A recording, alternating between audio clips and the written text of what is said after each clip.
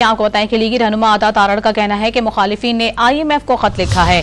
वो खत में ये भी लिख देते कि मैं कैदी हूं और करप्शन के केसेस में अंदर हूं। पार्लियामेंट हाउस आमद पर मीडिया से गुफ्तगू में उनका कहना था कि जो कहते थे अमरीका साजिश करता है वही अमरीका से मदद तलब करते हैं। मैं नहीं समझता कि मुखालिफ बिल्कुल मैदान में है और मुखालिफ ने IMF को लेटर भी लिख दिया है और ये लेटर में काश लिख देते कि मैं कैदी हूँ और मैं करप्शन के केसेस में अंदर हूँ और मैं आपको लेटर लिख रहा हूँ। उन्होंने कुछ US में भी लॉबी की है, जो कहते थे ना कि अमरीकी साजिश है, वहाँ कांग्रेसमैन से लेटर लिखवाए हैं। तो बात यह है कि आप पहले अमरीकी साजिश कहते हैं, फिर अमरीका से मदद तलब करते हैं, आपकी पॉलिसी है क्या?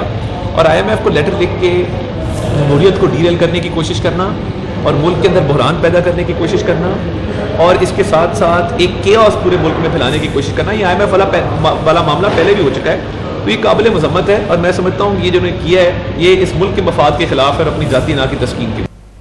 आपको बताते चलें कि मुस्लिम लीग नून के अहम रहनुमा भी इस वक्त कौमी असम्बली में इजलास के लिए शिरकत के लिए पहुंच चुके हैं। इसी तरह से लीगी रहनुमा अता तारड़ भी वहां पर मौजूद हैं और उनकी जानिब से मीडिया से गुफ्तगू की गई, जिसमें उन्होंने कहा कि मुखालिफिन ने IMF को खत लिखा है। वो खत में ये भी लिख देते कि मैं कैदी हूँ और करप्शन के केसेस में अंदर हूँ।